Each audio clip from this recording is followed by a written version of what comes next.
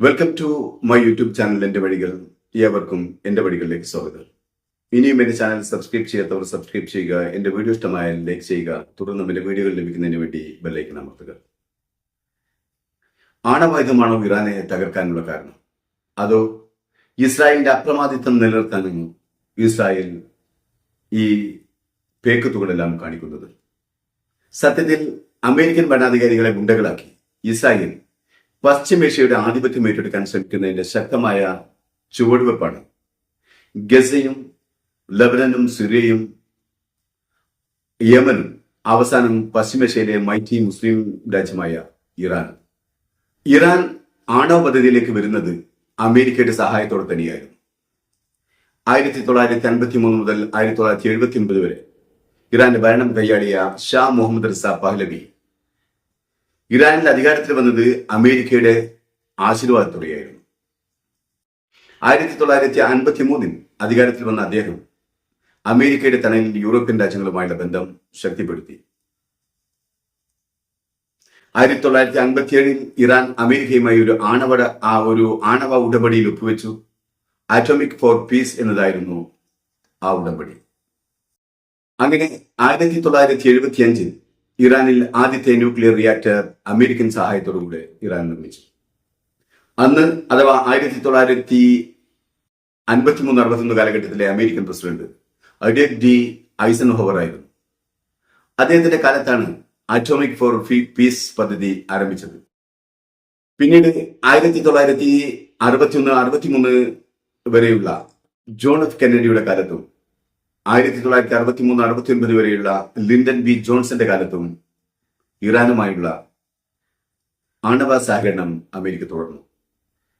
എന്നാൽ 1979 ഇസ്ലാമിക വിപ്ലവത്തിൽ അമേരിക്കയുടെ ആശ്രിത വത്സലനായ ഷാ പഹ്ലവിയെ പുറന്തള്ളിക്കൊണ്ട് ഇറാനിൽ ഭരണമാറ്റമുണ്ടായി.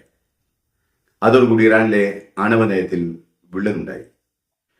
അന്നത്തെ ഇറാൻ ആത്മീയ നേതാവ് ആയത്തുള്ള അലി ഖുമൈനിയുടെ നേതൃത്വത്തിൽ ഇറാൻ ആണവ പദ്ധതി സമാധാന ആവശ്യങ്ങൾക്ക് വേണ്ടി മാത്രമേ ഉപയോഗിക്കൂ എന്ന് പ്രഖ്യാപിച്ചെങ്കിലും അമേരിക്കയും യൂറോപ്യൻ രാജ്യങ്ങളും അത് വിശ്വാസത്തിലെടുത്തില്ല. ഇതോടുകൂടി അമേരിക്ക ഉപരോധങ്ങളുമായി മുന്നോട്ട് വന്നു. എന്നാൽ അന്ന് ആണവ വിഷയത്തിൽ വ്യക്തമായ ഒരു ഉപരോധം നടപ്പിലാക്കാൻ അവർക്ക് കഴിഞ്ഞില്ല. എന്നാൽ 2002 ഇറാൻ രഹസ്യമായി ആണവ സമ്പുഷ്ടീകരണം നടത്തുന്നതായി അറിയുകയും അത് അമേരിക്ക അടക്കമുള്ള ലോകക്രമത്തിന്റെ ശ്രദ്ധയിൽ പെടുകയും ചെയ്തു. പിന്നീട് 2006 അമേരിക്കൻ പിന്തുണയോടെ UN സുരക്ഷാ സമിതി ഇറാനെതിരെ ഉപരോധം കൊണ്ടുവന്നു. പിന്നീട് 2010 ഒബാമ സർക്കാർ ഉപരോധം കൂടുതൽ ശക്തമാക്കി.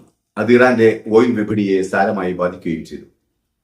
എന്നാൽ JCPOA ആണവ ഉടമ്പടി പ്രകാരം 2015 ഇറാൻ തങ്ങളുടെ ആണവ പ്രോഗ്രാം പരിമിതപ്പെടുത്താൻ തീരുമാനിച്ചു. പകരം ഉപരോധത്തിൽ ഇളവ് ചെയ്യാൻ അമേരിക്കയും മറ്റ് യൂറോപ്യൻ രാജ്യങ്ങളും സന്നദ്ധരായി. JCPOAയിൽ ഇറാനും ഐക്യരാഷ്ട്ര സംഘടനയിലെ 5 സ്ഥിരാംഗങ്ങളായ Russia, China, France, Britain, America, ഒപ്പം സ്ഥിരാംഗമല്ലാത്ത ജർമ്മനിയും പങ്കാളികളായി. പക്ഷേ കരാറിനധികം ആയുസ്സുണ്ടായില്ല എന്നതാണ് സത്യം. 2018 ഡൊണാൾഡ് ട്രംപ് അധികാരത്തിൽ വന്നപ്പോൾ ട്രംപിന്റെ മേലുള്ള ഇസ്രായേലിന്റെ സമ്മർദ്ദം ട്രംപ് ആണവ കരാറിൽ നിന്നും ഏകപക്ഷീയമായി പിന്മാറുകയും ഇറാന്റെ മേൽ കൂടുതൽ ഉപരോധങ്ങൾ കൊണ്ടുവരികയും ചെയ്തു. പിന്നീട് ബൈഡൻ അധികാരത്തിൽ വന്നപ്പോൾ വീണ്ടും JCPOAയിൽ ഇറാനെ തിരിച്ചു വരാൻ കഴിഞ്ഞില്ല എന്നത് പരമാർത്ഥമാണ്. ഇപ്പോൾ വീണ്ടും ട്രംപ് അധികാരത്തിൽ വന്നപ്പോൾ ട്രംപ് ഇറാനോട് ആണവ കരാറിൽ ഒപ്പുവെക്കാൻ ആവശ്യപ്പെടുകയായിരുന്നു, അതും നിർബന്ധപൂർവ്വം. സത്യത്തിൽ ട്രംപിന്റെ പുതിയ ആണവ കരാർ ഇറാനെ ഇല്ലായ്മ ചെയ്യുന്നതിന് വേണ്ടി ഇസ്രായേലും ട്രംപും ചേർന്ന് നടത്തിയ ഗൂഢാലോചനയുടെ ഭാഗമായിരുന്നു എന്ന് സംശയിക്കേണ്ടിയിരിക്കുന്നു. ഇറാനെ ആക്രമിക്കാൻ ഒരു കാരണം ഉണ്ടാക്കിയെടുക്കുക എന്നതായിരുന്നു നെതന്യാഹുവിന്റെയും ട്രംപിന്റെയും ശ്രമം. അതേസമയം ലോകരാഷ്ട്രങ്ങൾ അറിഞ്ഞും അറിയാത്ത പോലെ നിൽക്കുകയായിരുന്നു ഇസ്രായേൽ ആണവ രാജ്യമായി വളരുമ്പോൾ. അവിടെ അവർ ഇറാന്റെ ശത്രുവായി കണ്ടതുപോലെ ഇസ്രായേലിനെ ശത്രുവായി കണ്ടില്ല. ഇസ്രായേലിന്റെ വളർച്ചയെ മുരടിപ്പിക്കുന്ന ഉപരോധങ്ങൾ കൊണ്ടുവന്നില്ല. ഏകദേശം 1950-കളിൽ തന്നെ ഇസ്രായേൽ ഫ്രാൻസിന്റെ സഹായത്തോടെ ധിമോണ എന്ന സ്ഥലത്ത് രഹസ്യമായി ആണവ റിയാക്ടറിന്റെ അതിന്റെ നടത്തിപ്പിന് ആവശ്യമായ പദ്ധതികൾ തുടങ്ങിക്കഴിഞ്ഞിരുന്നു. 1958 ആണവ റിയാക്ടറിന്റെ നിർമ്മാണം തുടങ്ങുകയും 1963 ആണവ റിയാക്ടർ പൂർണ്ണമായും പ്രവർത്തന സജ്ജമാക്കുകയും ചെയ്തു ഇസ്രായേൽ. 1960 മുതൽ തന്നെ ഇസ്രായേൽ ബോംബ് നിർമ്മാണത്തിന് ആവശ്യമായ പ്ലൂട്ടോണിയം 239 ഉൽപ്പാദിപ്പിക്കാൻ തുടങ്ങിയിരുന്നു. ഇസ്രായേൽ ഒരിക്കലും തങ്ങൾക്ക് ആണവ റിയാക്ടറുകൾ ഉണ്ടെന്ന് സമ്മതിക്കുകയോ തങ്ങളുടെ റിയാക്ടറുകളിൽ അന്താരാഷ്ട്ര ആണവോർജ ഏജൻസിയെ അന്വേഷണത്തിന് സമ്മതിക്കുകയോ ചെയ്തിരുന്നില്ല. ഇതാണ് ഇസ്രായേലിന്റെ ആണവാഭ്യക്ത നയം. എന്നാൽ ഇസ്രായേലിന് ഡിമോണ റിയാക്ടർ ഉണ്ടെന്നും അവർ ആണവായുധം നിർമ്മിക്കുന്നുണ്ടെന്നും ലോകത്തിലെ എല്ലാവർക്കും അറിയാവുന്ന സത്യമായിരുന്നു. അന്താരാഷ്ട്ര ആണവോർജ ഏജൻസികൾക്കും അറിയാമായിരുന്നു ഇസ്രായേലിന്റെ കയ്യിൽ ആണവ റിയാക്ടർ ഉണ്ടെന്നും അവർ ആണവായുധം നിർമ്മിക്കുന്നുണ്ടെന്നും. എന്നിട്ടും ഇസ്രായേലിന്റെ നേരെ വിരൽ ചൂണ്ടാൻ ആരും തന്നെ തയ്യാറായില്ല. ഇതല്ലേ ലോകത്തിലെ മുതലാളിമാരുടെ ഏറ്റവും വലിയ ഇരട്ടത്താപ്പ്. ഇറാൻ തങ്ങൾക്ക് ആണവ പ്ലാന്റുകൾ ഉണ്ടെന്ന് സമ്മതിക്കുകയും തങ്ങളുടെ ആണവ പ്ലാന്റുകൾ സമാധാന ആവശ്യങ്ങൾക്ക് വേണ്ടി മാത്രമേ ഉപയോഗിക്കൂ എന്ന് അംഗീകരിക്കുകയും ചെയ്തു.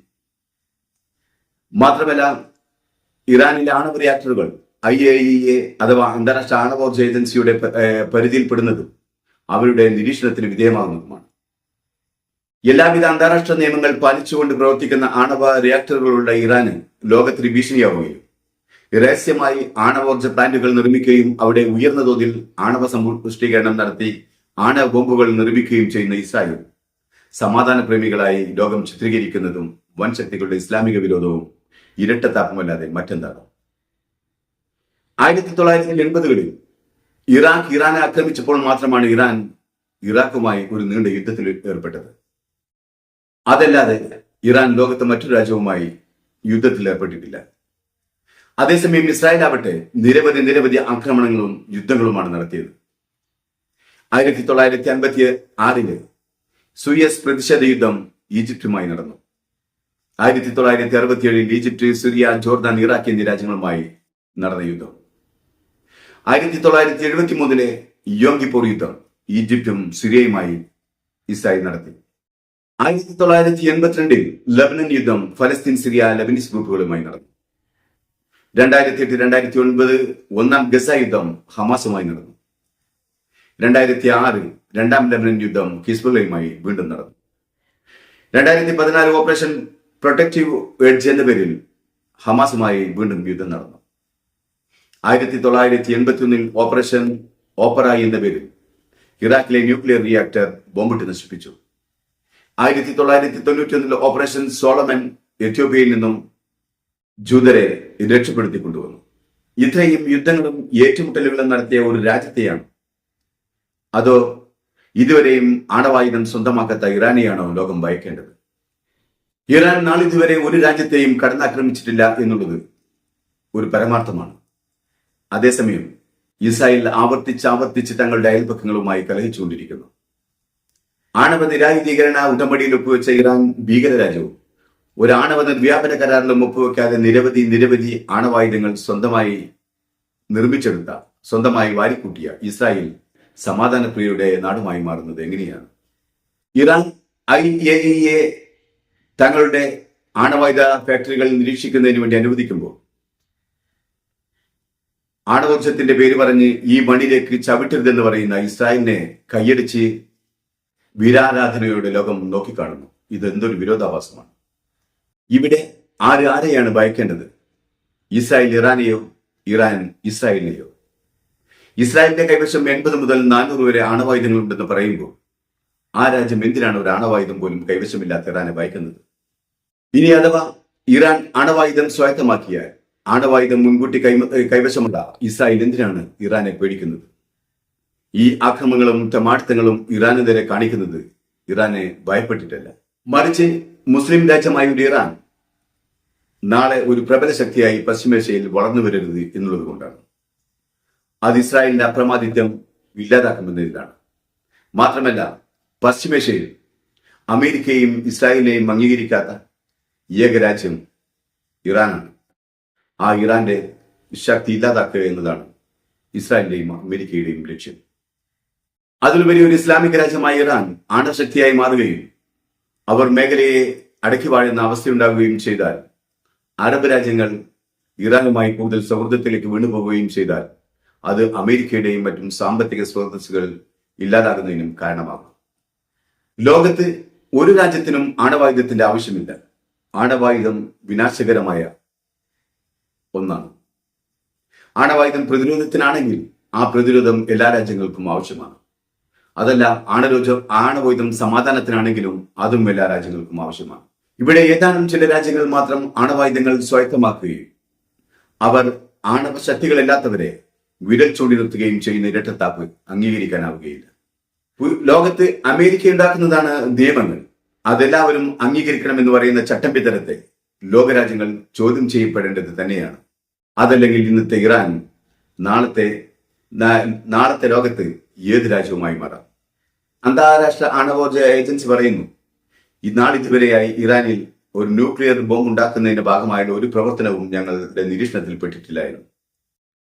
എന്നിട്ടും അമേരിക്കയും ഇസ്രായേലും മുമ്പ് ഇറാഖിനെ ആ രാസായുധത്തിന്റെ പേരിൽ തച്ചു തകർത്ത പോലെ, അവിടുത്തെ ഭരണാധികാരികളെ നിഷ്ഠൂരം കൊന്നൊടുക്കിയതുപോലെ അതേ അവസ്ഥയിലേക്ക് ഇറാനെ കൊണ്ടെത്തിക്കാനാണ് ശ്രമിക്കുന്നത്.